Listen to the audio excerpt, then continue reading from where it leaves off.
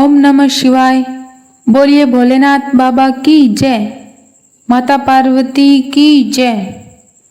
भोले बाबा इतने सीधे और दयालु हैं कि अगर कोई भक्त उन्हें सच्चे मन से सिर्फ एक लोटा सादा पानी भी चढ़ा दे तो वे खुश हो जाते हैं। सनातन धर्म में सोमवार का दिन भोले बाबा की पूजा के लिए सबसे पावन माना गया है। और जब बात 16 सोमवार के व्रत की आती है तो इसकी महिमा का क्या ही कहना।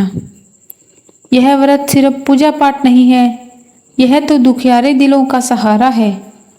जो बहनें या भाई सच्चे दिल से बिना किसी कपट के 16 सोमवार का नियम से व्रत रखते हैं, भोले बाबा उनकी झोली खुशियों से भर देते हैं।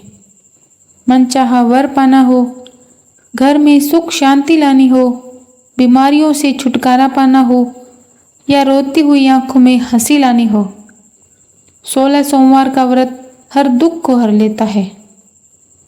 तो आइए अपने सारे काम काज भूलकर मन को शांत करके हाथ जोड़कर बैठ जाइए और भक्ति भाव से सुनिए 16 सोमवार की है पावन व्रत कथा।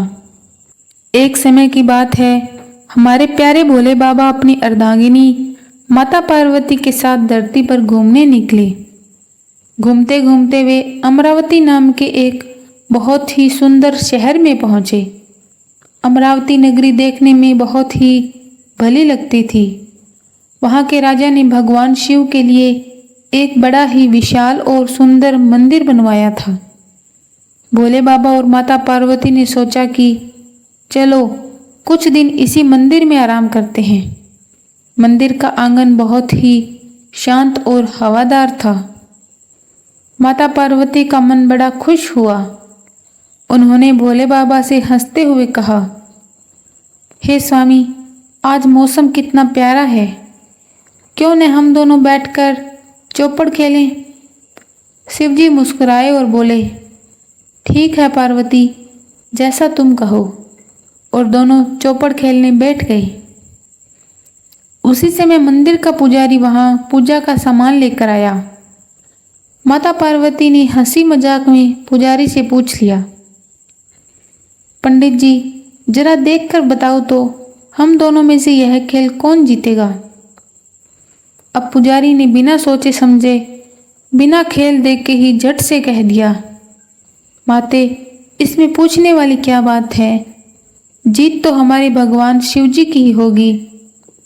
लेकिन जब खेल खत्म हुआ तो पासा उल्टा पड़ा, माता पार्वती खेल जीत गई। माता पार्वती को पुजारी की बात पर बड़ा गुस्सा आया। उन्होंने सोचा कि एक तो यह मंदिर का पंडित है, धर्म के स्थान पर बैठता है, फिर भी इसने बिना देखे झूठ बोला और मेरा अपमान किया। गुस्से में आकर माता पार्वती ने पुजारी को श्राप दे दिया, जा पुजारी, तूने झूठ बोला है, इसलिए तुझे कोढ़ का भयानक रोग हो जाएगा, तेरा पूरा शरीर गलने लगेगा और तू दुख भोगेगा। माता पार्वती के मुख से निकलते ही श्राप का असर शुरू हो गया। पुजारी का सुंदर शरीर गलने लगा, उसमें घाव हो गए और कीड़े पड़ने लगे। उसे बहुत दर्द होता। मंदिर में आने वाले लोग उसे देखकर दूर दूर भागने लगते। बेचारा पुजारी अपने कर्मों पर रोता रहता। वह मंदिर के एक कोने में पड़ा रहता और दिन रात रो रो कर भोले बाबा और माता पार्वती से क्षमा मांगता। इसी तरह तड़पते तड़पते कई साल बीत गए। एक दिन स्वर्ग से कुछ अप्सराएं शिवजी की पूजा करने उस मंदिर में आई। उन्होंने देखा कि मंदिर का पुजारी कोने में पड़ा तड़प रहा है और उसका शरीर गल रहा है। उनका दिल पसीज गया। अप्सराओं ने पुजारी के पास आकर दया से पूछा, हे पंडित जी, आपकी यह हालत कैसी हुई? आप इतने बड़े दुख में क्यों पड़े हैं? पुजारी ने आंखों में आंसू भरकर माता पार्वती के श्राप की पूरी कहानी सुना दी। पार्वती का दुख सुनकर अप्सराएं बोली, पंडित जी, आप निराश मत होइए। दुखों का पहाड़ कितना भी बड़ा हो, भोले बाबा की कृपा से सब टल जाता है। हम आपको दुखों से छूटने का एक बहुत ही सरल और पक्का रास्ता बताते हैं। आप नियम से 16 सोमवार का व्रत करना शुरू कर दीजिए। पुजारी ने हाथ जोड़कर गिड़गिड़ाते हुए कहा, हे देवियों, मुझ गरीब पर दया करो और मुझे इस व्रत की पूरी विधि सीधे साधे तरीके से समझा दो। अप्सराओं ने पुजारी को बहुत ही सरल भाषा में व्रत का तरीका समझाया।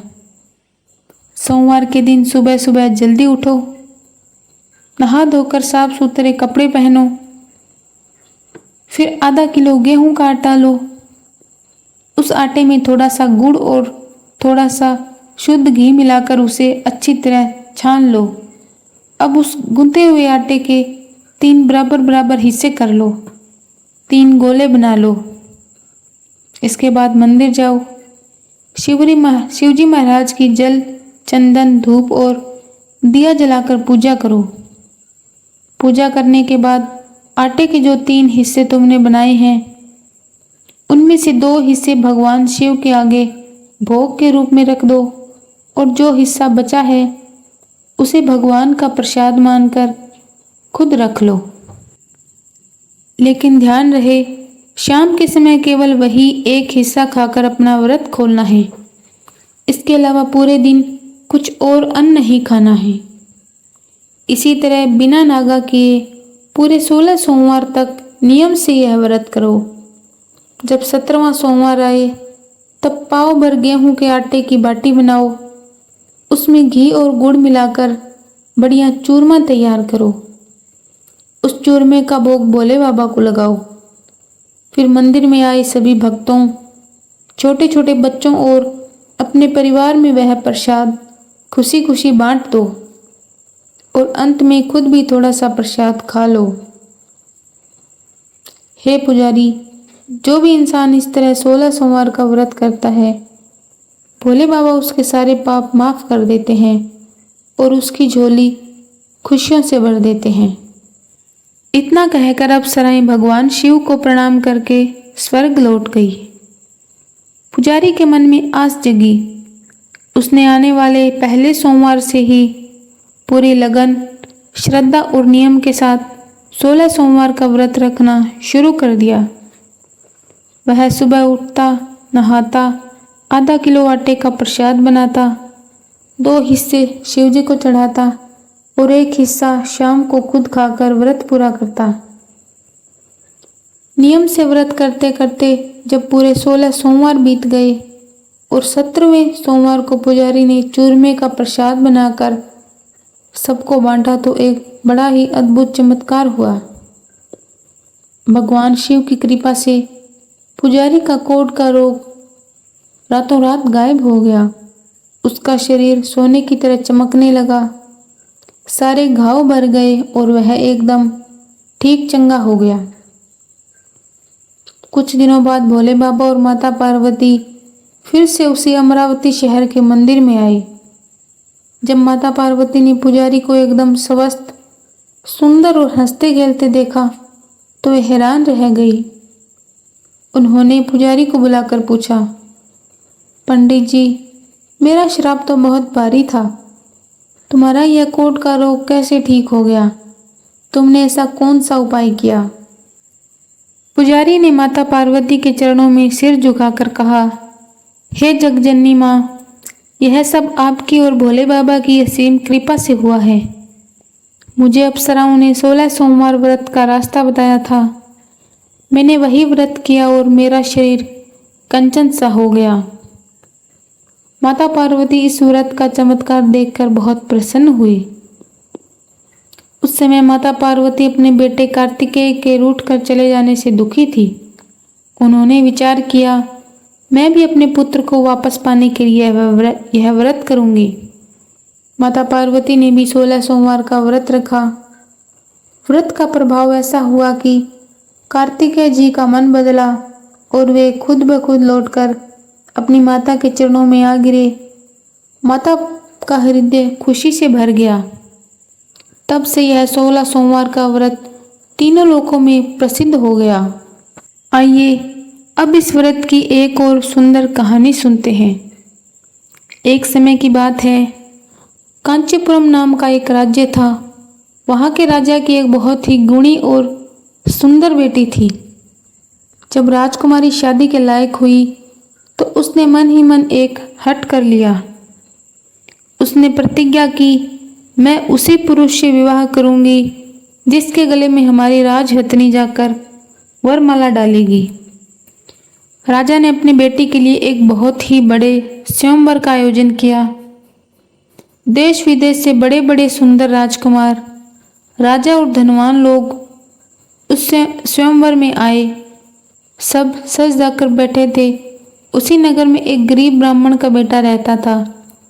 वह लड़का बहुत ही सीधा साधा था और बचपन से ही सच्चे मन से 16 सोमवार का व्रत किया करता था। वह भी बस मेला और भीड़ देखकर स्वयंवर की जगह चला गया और कोने में जाकर खड़ा हो गया। राजा के सेवकों ने हथनी के सूंड में सुंदर फूलों की वरमाला थमा दी और उसे सभा में छोड़ दिया। हथनी घूमी, उसने बड़े बड़े राजाओं को देखा, धनवान राजकुमारों को देखा, लेकिन वह किसी के पास नहीं रुकी।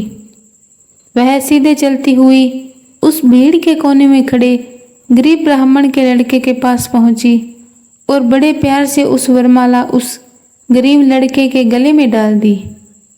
यह देखकर पूरी सभा हैरान रह गई। राजा ने अपनी बात का पक्का होने के कारण अपनी प्यारी बेटी का विवाह उसी गरीब ब्राह्मण पुत्र के साथ कर दिया। शादी के बाद जब राजकुमारी अपनी पति के घर पहुंची तो उसने पूछा, हे नाथ, आपने ऐसा कौन सा बड़ा पुण्य किया? राजसभा में इतने बड़े बड़े राजा और सुंदर राजकुमार बैठे थे, फिर भी उस हथिनी ने सबको छोड़कर आपके ही गले में वरमाला क्यों डाली? ब्राह्मण के बेटे ने हाथ जोड़कर मुस्कुराते हुए कहा, हे प्रिय, इसमें मेरी कोई बड़ाई नहीं है। मैं तो एक गरीब ब्राह्मण का बेटा हूँ। यह सब तो केवल हमारे भोले बाबा के 16 सोमवार व्रत का फल है। मैं नियम से शिवजी की पूजा और यह व्रत करता हूँ। उसी की कृपा से मुझे तुम जैसी राजकन्या पत्नी के रूप में मिली है। यह सुनकर राजकुमारी का सिर भी भोले बाबा की भक्ति में झुक गया। उसने भी अपने जीवन में 16 सोमवार का व्रत रखना शुरू कर दिया और उनका जीवन सुख संपत्ति से भर गया। तो देखा आपने, भोले बाबा कितने दयालु हैं। जो गरीब है उसे अमीर बना देते हैं, जो बीमार है उसे निरोगी कर देते हैं, जो बेसहारा है उनका हाथ थाम लेते हैं। भगवान शिव का यह 16 सोमवार का व्रत बहुत ही सीधा, सरल और फल देने वाला है। जो भी बहन या भाई सच्चे दिल से बिना किसी लालच या छल के यह व्रत रखता है या फिर इसकी पावन कथा को सुनता है, भोले बाबा उसकी हर अधूरी मनोकामना पूरी करते हैं। जिसके घर में धन अन्न की कमी हो वहाँ बरकत आ जाती है। जिसकी गोद खाली हो उसे संतान का सुख मिलता है और उसके जीवन में दुख तकलीफें हो, भोले बाबा उसके सारे कष्ट हर लेते हैं। तो आइए कथा के अंत में हम सब मिलकर हाथ जोड़ें, आंखें बंद करें और सच्चे दिल से अपने भोले बाबा और माता पार्वती के चरणों में प्रणाम करें। तो बोलिए उमापति महादेव की जय, बोलिए माता पार्वती की जय, बोलिए भोलेनाथ बाबा की जय। हर हर महादेव। ओम नमः शिवाय।